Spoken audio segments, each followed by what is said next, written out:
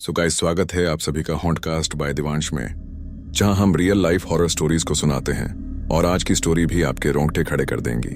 जी हाँ, क्योंकि ये कहानी है एक ट्रक ड्राइवर नीरज की, जो हिमाचल के पहाड़ी रास्तों से एक रात ट्रक से सामान डिलीवर करने जा रहा था। लेकिन उस रात हिमाचल के उन सुनसान पहाड़ी रास्तों पर उसका कोई और ही इंतजार कर रहा था। तो चलिए बिना किसी देरी के इस सच्ची घटना को शुरू करते हैं। नीरज 25 साल का एक मजबूत सीधा साधा लड़का। उसकी आंखें बताती थीं कि उसने जिंदगी की धूप और छांव दोनों देखी है। ट्रक उसका घर था और हाईवे उसकी कर्मभूमि। लेकिन उसकी सबसे बड़ी कमजोरी थी उसका परिवार, एक छोटी सी बेटी और पत्नी जिसके लिए वह रात दिन पसीना बहाता था। इस बार का कॉन्ट्रैक्ट था चंडीगढ़ से शिमला के पास एक छोटे से कस्बे में कंस्ट्रक्शन का सामान डिलीवर करना। रास्ता लंबा था और समय कम। पापा जल्दी आना। नीरज को अभी भी अपनी बेटी परी की तोतली आवाज याद थी, जब उसने पिछली दोपहर चंडीगढ़ से अपना 14 पहियों वाला विशालकाय ट्रक जय माता दी का नाम जपाकर रवाना किया था। शुरुआत में सब सामान्य था। दिन की रोशनी में ट्रक अपनी पूरी रफ्तार से भाग रहा था। हाईवे के किनारे लगे खेतों की हरियाली, दूर से दिखते पहाड़ों की चोटियां और पंजाबी गानों की तेज आवाज, ये सब एक मजेदार सफर का एहसास करा रहा था। नीरज को पता था कि असली चुनौती रात में शुरू होगी, जब वह हिमाचल की उन पुरानी और संकरी सड़कों पर पहुंचेगा जहां मोबाइल नेटवर्क भी अक्सर धोखा दे जाता है। शाम के 5 बज चुके थे। सूरज की रोशनी अब सुनहरी से नारंगी हो गई थी और हवा में हल्की ठंडक महसूस होने लगी थी। नीरज ने एक छोटे से ढाबे पर ट्रक रोका, जो 2 पहाड़ों के बीच एक घुमावदार मोड़ पर बना था। ढाबे का नाम था पहाड़ी रसोई। नीरज ने चाय का ऑर्डर दिया और ट्रक की सीट पर आराम करने लगा। पास में ही एक बुजुर्ग स्थानीय व्यक्ति, जिसकी आंखें लाल और गहरी थीं, अपने हुक्के की नली से धुआं उड़ा रहा था। वह चुपचाप नीरज के ट्रक को घूर रहा था। बेटा, किधर जा रहे हो? बुजुर्ग ने धीमी, लगभग फुसफुसाहट वाली आवाज में पूछा। शिमला से आगे बाबा जी, माल पहुंचाना है, नीरज ने मुस्कुराकर जवाब दिया। बुजुर्ग ने एक लंबा कश लिया और आंखें सिकोड़कर नीरज की ओर देखा। आज रात मत जाना, आगे का रास्ता अच्छा नहीं है। अंधेरा उतरने के बाद उन रास्तों पर इंसान नहीं चलते। नीरज ने बात को हंसी में उड़ा दिया। बाबा जी, हम ट्रक वाले हैं, हमारा तो काम ही रात में शुरू होता है। ये सड़क पुरानी है बेटा, माँ नाराज होती हैं जब कोई रात में बेवजह शोर मचाता है। ये रास्ते किसी और के इंतजार में रहते हैं। बुजुर्ग ने अपनी बात पूरी की और बिना कोई प्रतिक्रिया दिए चुपचाप हुक्का पीने लगा। नीरज को थोड़ी अजीब सी बेचैनी हुई, लेकिन उसने इसे पहाड़ी लोगों की पुरानी अंधविश्वास वाली बातें मानकर नजरअंदाज कर दिया। उसने जल्दी से चाय खत्म की, पेट भरकर खाना खाया और अपनी मंजिल की ओर चल पड़ा। उसे जल्दी पहुंचना था। 7 बजे के करीब नीरज हिमाचल के उस घने हिस्से में दाखिल हो गया जहां सड़कें संकरी हो गईं और देवदार के ऊंचे ऊंचे पेड़ सड़कों पर एक काला घना जाल बुन रहे थे। सूरज पूरी तरह डूब चुका था और यहां चांदनी भी उन पत्तों की वजह से जमीन तक नहीं पहुंच पा रही थी। नीरज को मजबूरी में ट्रक की हाई बीम लाइट चालू करनी पड़ी। पहाड़ों की रात की चुप्पी डरावनी होती है। इतनी गहरी चुप्पी की इंजन की मामूली सी आवाज भी पहाड़ों में गूंजती हुई महसूस होती है। नीरज ने अपने गानों की आवाज थोड़ी और बढ़ा दी, ताकि उसे यह महसूस न हो कि वह कितना अकेला है। अचानक ट्रक एक खतरनाक मोड़ से गुजर रहा था, जब नीरज को लगा जैसे साइड मिरर में कुछ चमका। एक पल के लिए उसे लगा जैसे कोई सफेद कपड़ा या धुंधली आकृति सड़क के किनारे खड़ी है। उसने तुरंत ब्रेक लगाया और पीछे मुड़कर देखा। वहां कोई नहीं था। क्या हो गया नीरज, नींद आ रही है शायद? उसने खुद को दिलासा दिया, लंबी सांस ली और फिर से ट्रक बढ़ा दिया। अगले 15 मिनट नीरज ने खुद को सामान्य रखने की बहुत कोशिश की, लेकिन उसके दिल की धड़कन बढ़ चुकी थी। वह लगातार अपने साइड मिरर में देखता रहा। फिर वह दृश्य आया, एक पूरी तरह सुनसान सीधी सड़क पर, जहां मीलों दूर तक कोई घर या गांव नहीं था, एक आकृति खड़ी थी। ये एक महिला थी जिसने सफेद रंग की साड़ी या कफन जैसी कोई चीज लपेटी हुई थी, और वह सड़क के बीचों बीच खड़ी होकर लिफ्ट के लिए हाथ दे रही थी। नीरज का माथा ठनका। इतनी रात को इस भयानक सुनसान जगह पर कौन महिला खड़ी होगी? उसका मन चीख रहा था, मत रुकना, भाग जा। उसने तेजी से हॉर्न बजाया और बिना गति कम किए पूरा एक्सीलरेटर दबा दिया। जब उसका ट्रक उस आकृति के पास से गुजरा तो उसकी लाइट में एक पल के लिए नीरज ने देखा उस महिला का चेहरा नहीं था, या वह भयानक रूप से विकृत था। जैसे किसी को जबरदस्ती खींचकर फाड़ दिया गया हो। उसकी आंखें नहीं थीं, बस दो गहरे काले गड्ढे थे। नीरज चीख पड़ा।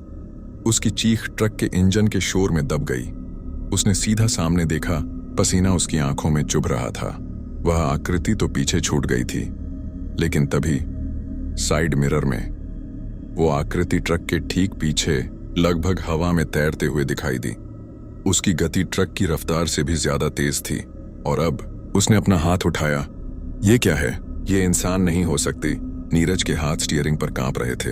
अगले ही पल एक जोरदार धड़ाम की आवाज आई। ऐसा लगा जैसे किसी ने लोहे के हथौड़े से ट्रक की पिछली बॉडी पर मारा हो। ट्रक एक तरफ डोल गया और इंजन की आवाज अचानक बदल गई, जैसे उसमें कुछ टूट गया हो। नीरज ने तुरंत ब्रेक लगाया। ट्रक एक झटके के साथ बीच सड़क पर रुक गया। पूरी तरह से सन्नाटा छा गया। इंजन बंद हो चुका था। गानों की आवाज भी बंद हो गई थी। नीरज अब वहां अकेला था, हिमाचल के उस घने अंधेरे जंगल में। सामने की पहाड़ी की चोटी पर, जहां जंगल और घना हो रहा था, एकदम से एक काली परछाई हिलती हुई दिखी और उसे लगा जैसे कोई बहुत पास से दबी हुई आवाज में उसका नाम पुकार रहा है। नीरज का दिल तेजी से धड़क रहा था। अब उसे बाबा की बात याद आई। अंधेरा उतरने के बाद उन रास्तों पर इंसान नहीं चलते। वह आकृति जिसके इंतजार में यह रास्ता था, अब उसके ट्रक के चारों ओर धीरे धीरे घेरा बना रही थी। नीरज को बाहर निकलने की हिम्मत नहीं हो रही थी। वह अपनी सीट पर दुबक गया। उसने देखा ट्रक के सामने के शीशे पर बाहर की ओर से गीली मिट्टी का एक हाथ का निशान बना हुआ था, जैसे किसी ने अभी अभी शीशे को छुआ हो। ट्रक के रुकते ही जो सन्नाटा छाया, वह रात के अंधेरे से भी ज्यादा गहरा था। नीरज सीट पर इस तरह सिकुड़ गया था जैसे वह अपने आप को ट्रक की लोहे की चादरों में छुपा लेना चाहता हो। उसका दिल एक अनियंत्रित ड्रम की तरह धड़क रहा था और कानों में सिर्फ अपनी सांसों की घर-घर आवाज थी। बाहर देवदार के पेड़ एक भयानक चुप्पी ओरे खड़े थे। हाई बीम लाइट के बंद होते ही पूरी दुनिया अंधेरे की एक स्याह चादर में लिपट गई। दूर पहाड़ी की चोटी पर, जहां उसने पहले परछाई देखी थी, अब कुछ नहीं था। या शायद वह परछाई अब उसके बहुत नजदीक आ चुकी थी। वह डरावना हाथ का निशान जो अभी अभी शीशे पर बना था, अब भी गीला था और उसकी हेडलाइट की हल्की सी रिफ्लेक्शन में चमक रहा था। नीरज की नजरें उस निशान पर जम गईं। उसने आंखें बड़ी करके देखा। निशान में मिट्टी नहीं थी, वह चिपचिपा काला पदार्थ था जिसकी गंध अब धीरे धीरे ट्रक के अंदर आने लगी थी। यह कोई सामान्य गंध नहीं थी। यह सड़ी हुई पत्तियों, पुरानी लकड़ी और एक अजीब सी मीठी खून जैसी धातु की दुर्गंध का मिश्रण था। यह गंध बता रही थी कि जो चीज बाहर है वह न सिर्फ भयानक है, बल्कि प्राकृतिक नियमों के तहत नहीं आती। बाहर नहीं निकलना, बाहर नहीं निकलना। नीरज बुदबुदाया। उसके दिमाग का लॉजिकल हिस्सा उसे इंजन चेक करने के लिए कह रहा था, लेकिन उसका दिल, जो तेजी से धड़क कर दर्द कर रहा था, जानता था कि एक कदम बाहर रखा और वह वापस कभी नहीं आएगा। तभी सन्नाटा टूटा। एक आवाज आई। यह आवाज हवा की सरसराहट नहीं थी, न ही किसी जानवर की चीख। यह आवाज थी गुनगुनाने की, बेहद नजदीक से। शुरुआत में यह सिर्फ एक धुन थी, एक लोरी जैसी, पर उसमें एक भयानक उदासी थी। नीरज ने खिड़की की तरफ देखा, लेकिन घने अंधेरे में कुछ नहीं दिखा और फिर आवाज बदल गई। बेटा नीरज, यह आवाज किसी बुजुर्ग औरत की थी जो दयनीय लग रही थी, जैसे वह मदद मांग रही हो। बेटा, मेरी मदद कर दो, मुझे यहां ठंड लग रही है, जरा दरवाजा खोल दो। एक गिलास पानी। नीरज ने मुट्ठी भींच ली। उसका शरीर ठंड से कांप रहा था, जबकि केबिन में गर्मी थी। उसने अपनी पत्नी कविता की आवाज याद करने की कोशिश की ताकि इस जाल से बच सके। फिर वह आवाज बदल गई और इस बार नीरज का दम घुटने लगा। पापा, पापा कहाँ हो? मुझे डर लग रहा है। यह परी की आवाज थी। उसकी नन्ही बेटी, जिसकी आवाज दुनिया में सबसे प्यारी थी, वह अब बाहर रो रही थी। झूठ, यह झूठ है। मेरी परी घर पर है। नीरज ने अपने कान जोर से दबा लिए। पापा, दरवाजा खोलो, यहाँ अंधेरा है। पापा देखो, यहाँ माँ भी है। नीरज की नजरों के सामने एक दृश्य घूमने लगा। उसकी मासूम बेटी, जिसके छोटे छोटे हाथ ट्रक के दरवाजे पर थे। लेकिन उसने पिछली रात बुजुर्ग ढाबे वाले की चेतावनी को याद किया। उन रास्तों पर इंसान नहीं चलते। वह जानता था कि जो कोई भी बाहर है, वह मानसिक रूप से उसे तोड़ना चाहता है, उसे ट्रक से बाहर खींचना चाहता था। नीरज ने हिम्मत करके अपनी टॉर्च निकाली। उसके हाथ कांप रहे थे। टॉर्च की पतली रोशनी में उसने केबिन का कोना कोना चेक किया। पीछे की स्लीपर सीट, डैशबोर्ड, हर जगह सब ठीक था। फिर उसने टॉर्च को बाहर की खिड़की पर केंद्रित किया। रोशनी में वह काला चिपचिपा हाथ का निशान और भी भयानक लग रहा था। और तभी उस निशान के ऊपर कुछ हिलने लगा। शीशे के बाहर एक लंबी पतली उंगली धीरे धीरे नीचे आई। उसकी नाखून गंदी और भयानक रूप से लंबी थी, जो शीशे पर धीरे धीरे स्क्रैच कर रही थी। उस घिसटन की आवाज इतनी तीखी और धीमी थी कि नीरज को लगा जैसे कोई उसके कान के पर्दे चीर रहा हो। आवाज, नीरज, तुमने मुझे लिफ्ट नहीं दी, अब मैं तुम्हारे साथ सफर करूंगी। वह उंगली अब शीशे के आर पार जाने की कोशिश कर रही थी। नीरज ने टॉर्च की रोशनी को थोड़ा और ऊपर किया और वह तुरंत जम गया। शीशे के ठीक बाहर अंधेरे के बीच एक धुंधली नंगी खोपड़ी दिखाई दी। इसकी त्वचा काली और सिकुड़ी हुई थी, जैसे किसी पुरानी चमड़ी को धूप में सुखा दिया गया हो। बाल नहीं थे, लेकिन आंखें भयानक थीं। वह आंखें बुरी तरह से लाल थीं, जिनमें कोई पुतली नहीं थी, सिर्फ दो दहकते हुए शोले थे जो सीधे नीरज की आत्मा में झांक रहे थे। उसके होंठ एक अजीब भयानक मुस्कान में फैले हुए थे, जिसमें दांत नहीं थे, सिर्फ मसूड़ों का कालापन था। और फिर वह खोपड़ी बहुत तेजी से शीशे से पीछे हट गई, जैसे किसी ने उसे खींच लिया हो।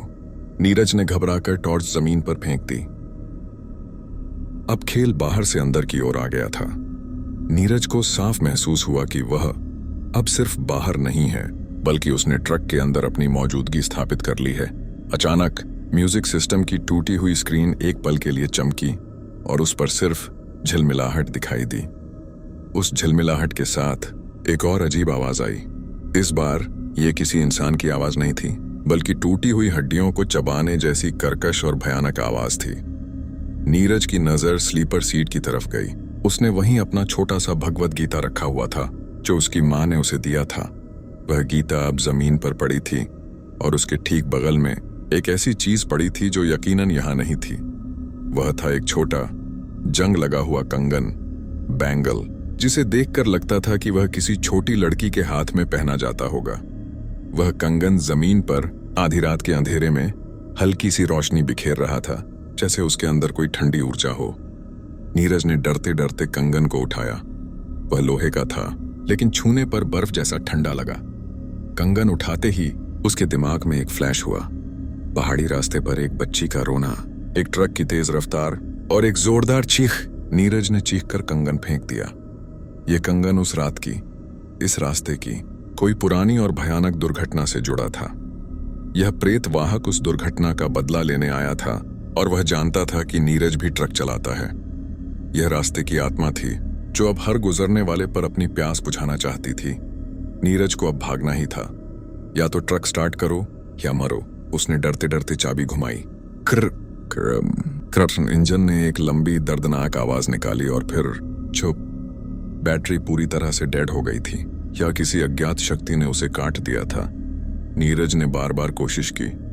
हर बार सिर्फ वही भयानक धीमी टूटने वाली आवाज आती थी। वह हताश हो गया। उसने अपना पुराना सस्ता फोन निकाला, जिसकी स्क्रीन टूटी हुई थी।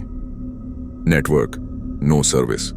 इस अंधेरे देवदार के जंगल में वह पूरी तरह से फंस चुका था। जैसे ही उसने फोन सीट पर फेंका, उसे लगा कि ट्रक की छत पर कोई चल रहा है। धीमी, घिसटती हुई पैरों की आवाज। खुड खुड खुड। आवाज इतनी नजदीक थी कि नीरज को लगा जैसे वह सीमेंट पर पत्थर घसीट रहा हो।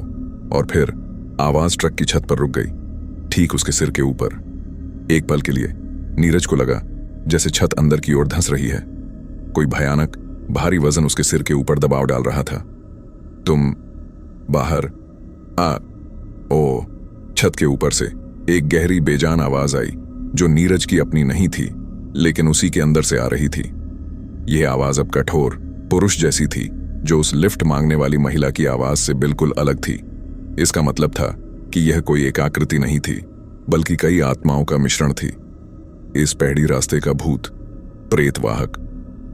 नीरज ने अपनी पूरी ताकत से ट्रक का दरवाजा खोलने की कोशिश की। वह भागना चाहता था, लेकिन दरवाजा अंदर से लॉक था, जैसे किसी ने बाहर से उस पर अपना पूरा वजन डाल दिया हो। खुल जा, खुल जा। वह पागलपन में दरवाजे को पीट रहा था। ट्रक कांपने लगा और इस बार यह कोई मामूली कंपन नहीं थी। यह ऐसा था जैसे किसी विशालकाय राक्षस ने ट्रक को दोनों हाथों से उठा लिया हो और हिला रहा हो। केबिन के अंदर का सारा सामान जमीन पर गिर गया। जब कंपन थोड़ी रुकी, नीरज ने डर से आंखें खोलीं। ट्रक की पिछली खिड़की के पास, जहां से ड्राइवर स्लीपर सीट में जाता है, वहां एक गहरी दरार आ गई थी और उस दरार के बीच से वह भयानक काला चिपचिपा पदार्थ रिस रहा था। और फिर उस दरार से लाल और विकृत आंखें फिर से दिखाई दीं। यह अब बहुत नजदीक था, इतना नजदीक कि नीरज को उसकी सांस की गर्मी महसूस हुई। हालांकि वह कोई इंसान नहीं था।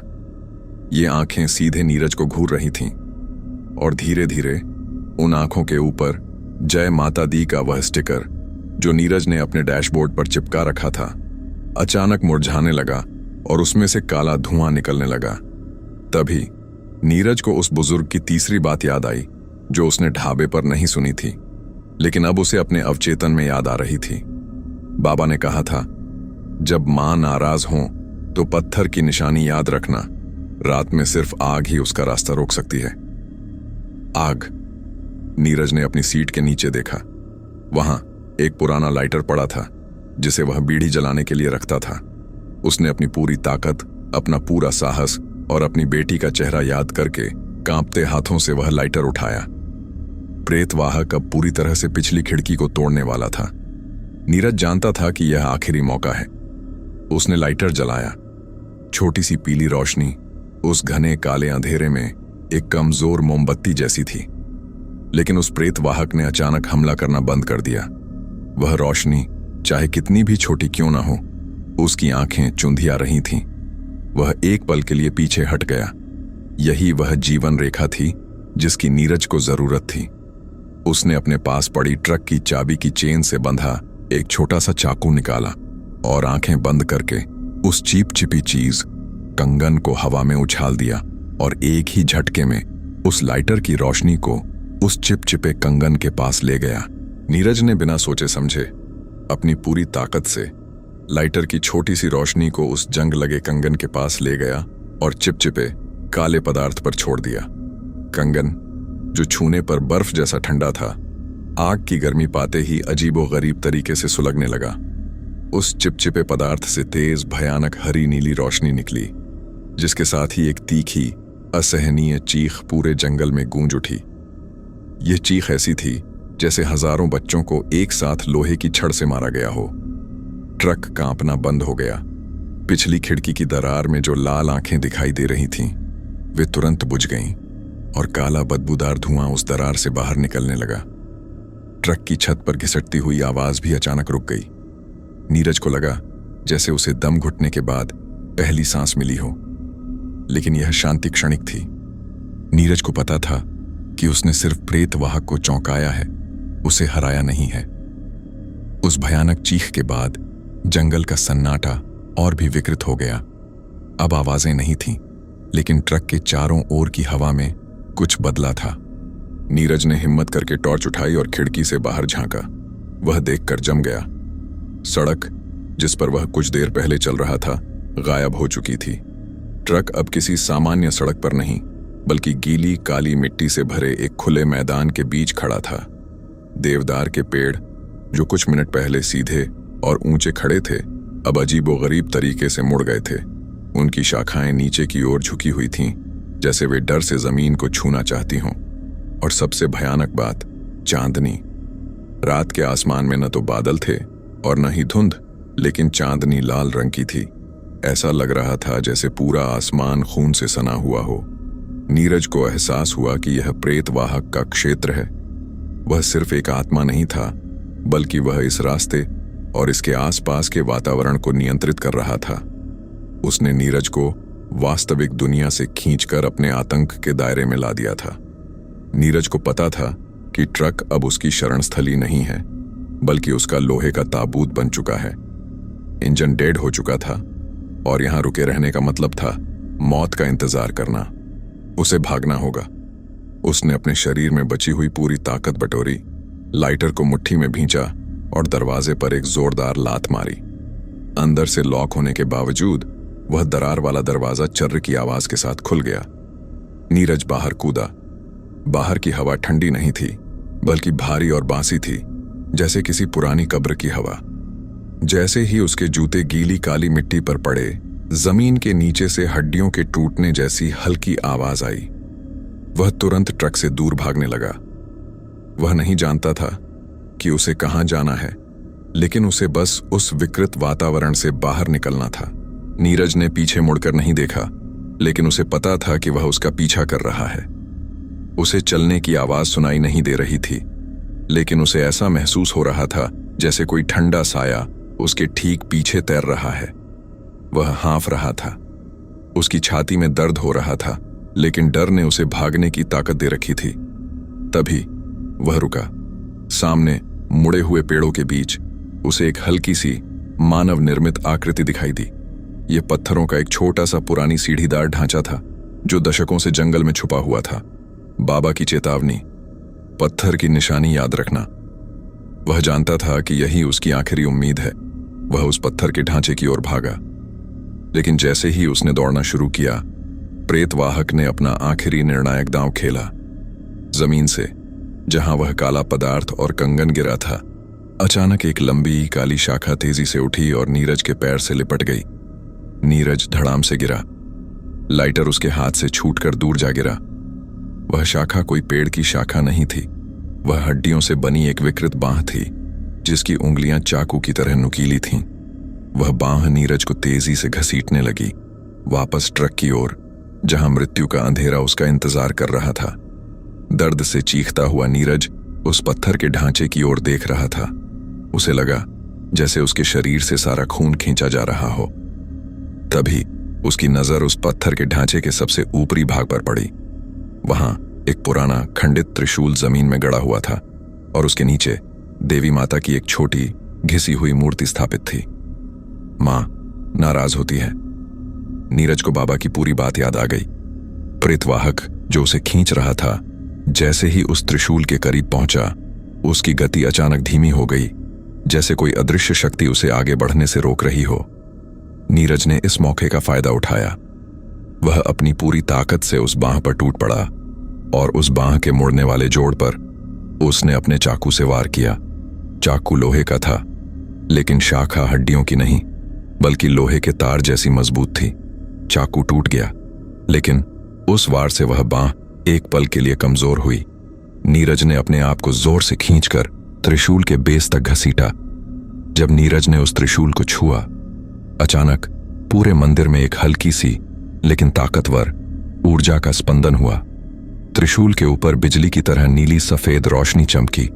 प्रेतवाहक चीख उठा। इस बार चीख बहुत गहरी और राक्षसी थी। उसने नीरज को छोड़ दिया और वह अंधेरे में पीछे की ओर तेजी से भाग गया। नीरज मंदिर के पत्थरों से सटकर हाँफ रहा था। उसका शरीर चोटों से दर्द कर रहा था। ट्रक के पास, जहां प्रेतवाहक छिपा था, काली मिट्टी तेजी से घूमने लगी और हवा में भयानक तूफान आ गया। नीरज ने देखा कि वह प्रेतवाहक अब एक मानव नहीं, बल्कि अंधेरे और चीखों से बनी एक विशाल आकृति में बदल रहा था, जो पूरे जंगल पर हावी था। यह प्रेतवाहक का अंतिम, सबसे भयानक रूप था। वह सीधे नीरज को घूर रहा था और उसकी अंधेरी आवाज गूंजी, तुम आज बचोगे नहीं, यह मेरी रात है।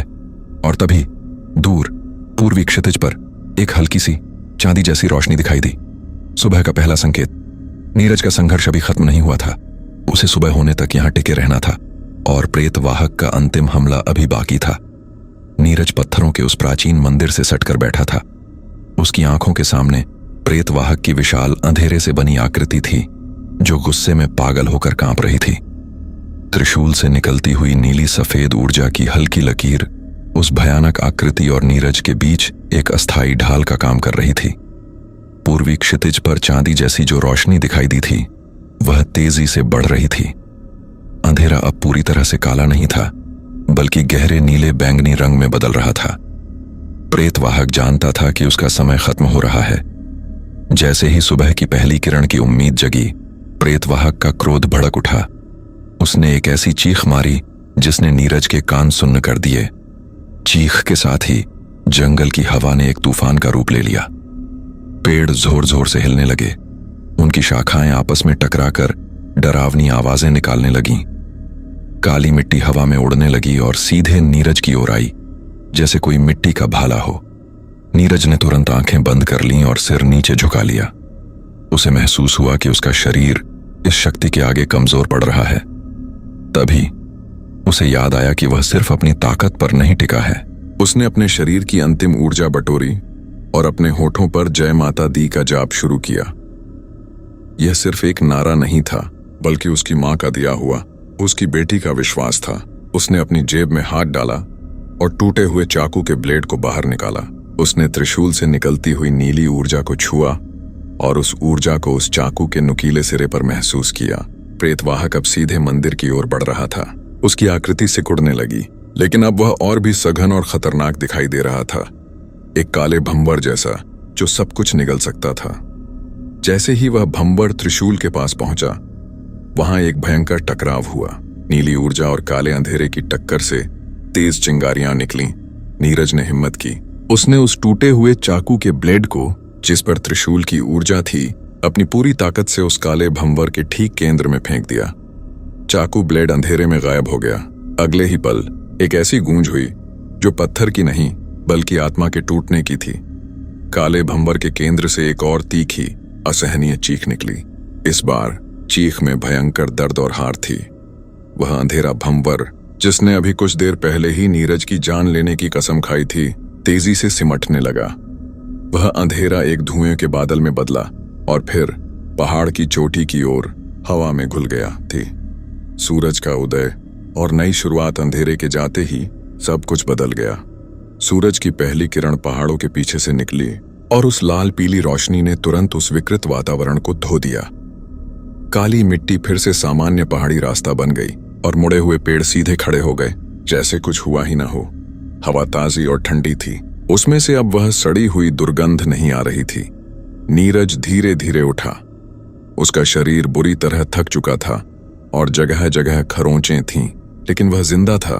उसने अपने ट्रक की ओर देखा। वह वहीं खड़ा था, अब सामान्य लग रहा था। नीरज हिम्मत करके ट्रक के पास गया। वह धीरे से केबिन में बैठा और चाबी घुमाई। वूम! इंजन एक ही बार में गरज उठा। नीरज ने लंबी सांस ली और ट्रक को आगे बढ़ाया। वह नहीं जानता था कि वह पत्थर का ढांचा, वह त्रिशूल या वह कंगन क्या थे, लेकिन वह जानता था कि वह उस रात उस रास्ते के प्रेतवाहक को हराकर लौट रहा था। कुछ ही घंटों में वह अपने गंतव्य पर पहुंच गया। उसने सामान डिलीवर किया और वहां के लोगों से बात की। किसी ने भी उस रास्ते की प्रेतवाहक की कहानी पर विश्वास नहीं किया। उन्होंने बस कहा कि वह रास्ता अक्सर खराब मौसम के कारण ऐसा लगता है। 4 निष्कर्ष। एक निशान और अनकहा डर नीरज वापस अपने घर, अपनी बेटी और पत्नी के पास लौट आया। उसने उन्हें अपनी यात्रा की कठिनाइयों के बारे में बताया, लेकिन उस रात के भयावह सच को छुपा लिया। कोई विश्वास नहीं करता। शायद वह सच इतना भयानक था कि वह इसे जुबान पर लाना भी नहीं चाहता था। उसने अपनी पुरानी ट्रक ड्राइवर की जिंदगी फिर से शुरू की, लेकिन एक बदलाव आ चुका था। वह अब रात की यात्राएं पूरी तरह से बंद कर चुका था।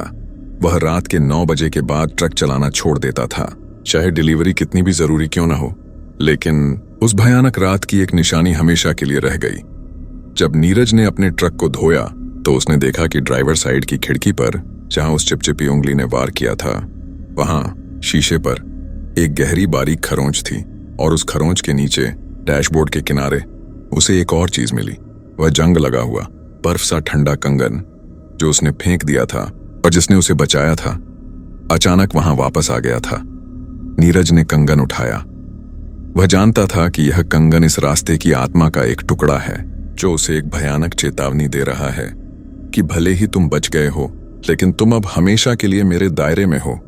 वह कंगन आज भी नीरज के घर में एक लोहे की तिजोरी के अंदर गहरे अंधेरे में बंद पड़ा है, और जब भी रात गहरी होती है और हवा जोर से चलती है तो नीरज को अपने कान में दबी हुई दयनीय आवाज सुनाई देती है जो फुसफुसाती है, नी रब च।